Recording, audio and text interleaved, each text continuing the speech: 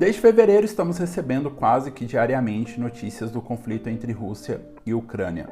E se nos informarmos apenas pelo noticiário brasileiro, vamos ter a impressão de que essa é a única guerra que está acontecendo no mundo.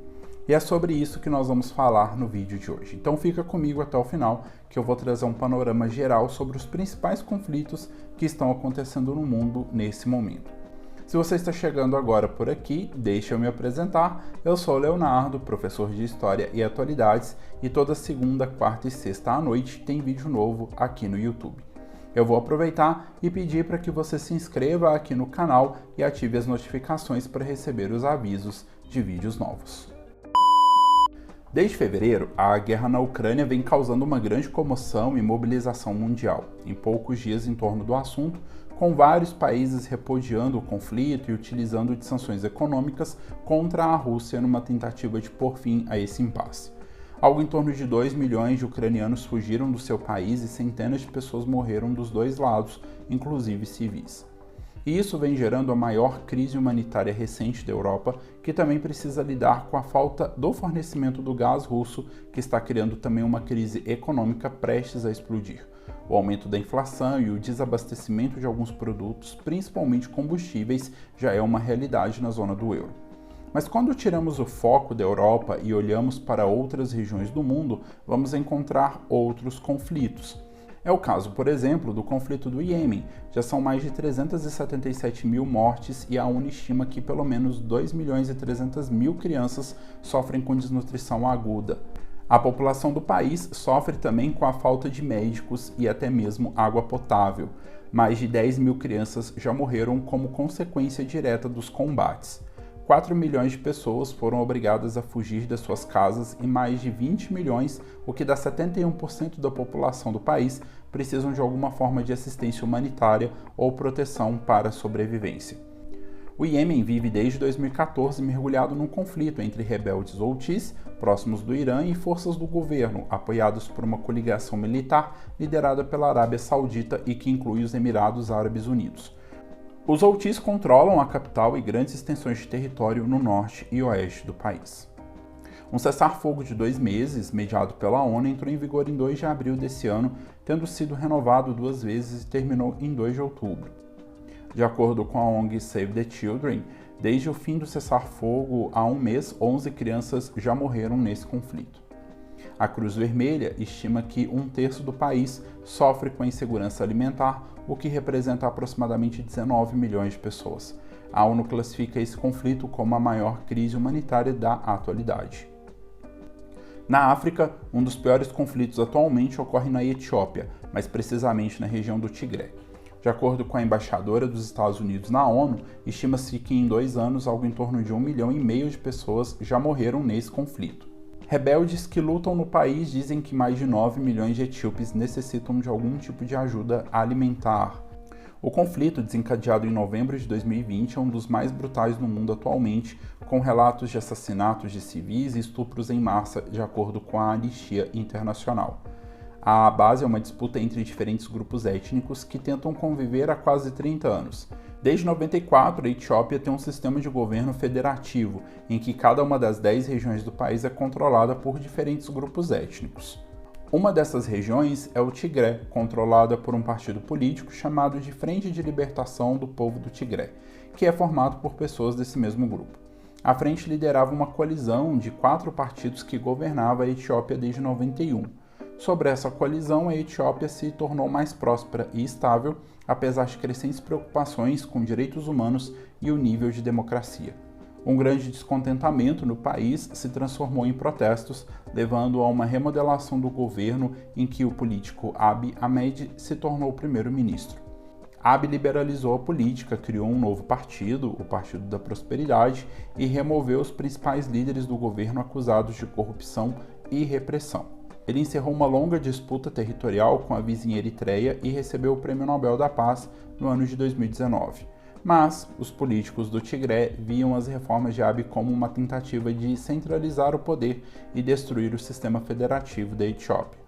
Em 2020, o Tigré realizou eleições locais que foram consideradas ilegais pelo presidente e em novembro daquele ano o conflito eclodiu. Soldados da Eritreia, aliados do governo etíope, também estão lutando no Tigré. Ambos os lados do conflito foram acusados de atrocidades e infelizmente não há sinais de que o conflito possa chegar a um fim, já que não há sequer negociações em andamento. Além da guerra, a região do Tigré sofre com surtos de cólera, sarampo e problemas de desnutrição. A diretora de operações da OMS na Etiópia, Ilham Abdelai Nur, informou em 28 de outubro último que, apesar de 5.200.000 pessoas no Tigré precisarem de assistência humanitária, a organização não teve acesso à região do conflito durante as últimas 6 semanas. O nível de insegurança alimentar atinge 89% da população total, de acordo com o Programa Alimentar Mundial da ONU. O Tigré está isolado do resto do país e privado de eletricidade, redes de telecomunicações, serviços bancários e combustível. A entrada de ajuda humanitária por via rodoviária e aérea também tem sido interrompida constantemente.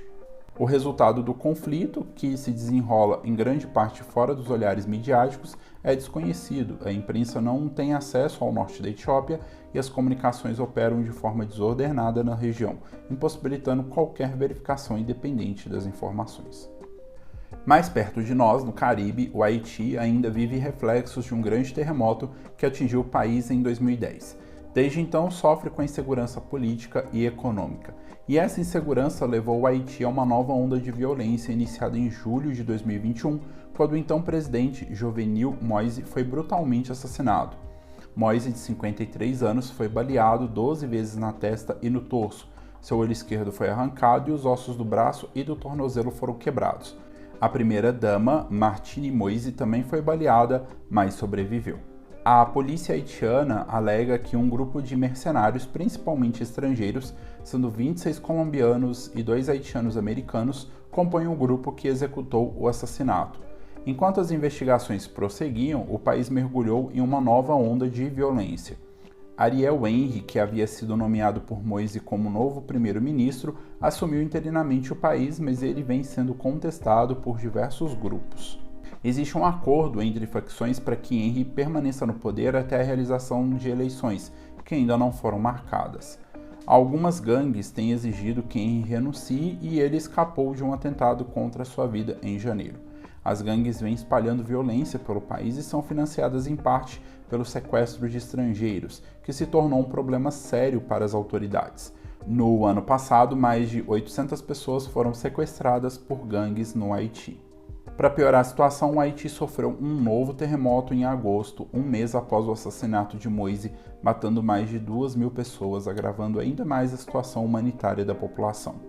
O Haiti também virou manchete internacional por conta do grande fluxo de imigrantes ilegais que tentaram cruzar para os Estados Unidos em outubro do ano passado. Grupos internacionais alertam que a instabilidade do governo e a escalada de violência, somados a problemas econômicos e desastres naturais, podem fazer com que a disputa entre gangues no Haiti se transforme em um conflito armado. Em outubro passado, novas manifestações tomaram conta do país, pedindo o imediato afastamento do presidente Henry, que fez um pedido de intervenção militar internacional, como tentativa de conter o avanço das gangues que, desde meados de setembro, paralisaram o país, incluindo seu principal terminal de petróleo, causando escassez de combustível e água potável. O Conselho de Segurança da ONU se reuniu ontem, dia 1º de novembro, para debater essa ideia de enviar uma força internacional ao Haiti. Esse novo capítulo de crises crônicas de segurança, política e humanitária, ao qual se soma agora um novo surto de cólera, justificam o pedido do presidente Henry de socorro à comunidade internacional. O secretário-geral da ONU, Antônio Guterres, ecoou esse apelo em 9 de outubro, quando pediu ao Conselho de Segurança que considerasse o envio de uma força armada internacional para acabar com o que ele classificou de pesadelo. Embora os Estados Unidos e a Albânia tenham trabalhado em uma resolução desde então, o Conselho ficou dividido sobre essa ideia, sem que nenhum país se voluntariasse para liderar uma eventual missão. Além desses 3 grandes conflitos que eu narrei aqui, existe mundo afora outros tantos, tão graves como o caso das tensões políticas em Mianmar, a guerra civil na Síria iniciada em 2011 e grupos jihadistas que tentam dominar diferentes regiões de países africanos, como Mali, Níger, Burkina Faso, Somália, Congo e Moçambique. além do aumento da violência no Afeganistão desde a saída desastrosa dos militares norte-americanos do país em agosto de 2021, que contribuiu para o retorno do Talibã ao poder desde então. Comenta aqui embaixo se você já tinha ouvido falar de algum desses conflitos e se você sabe de outros que eu não citei e que podem virar sugestão de novos vídeos. Se você chegou até aqui, é sinal de que você gostou desse vídeo ou ele te ajudou de alguma maneira. Então deixa o like como forma de contribuição, eu vou gostar muito e o YouTube ainda mais.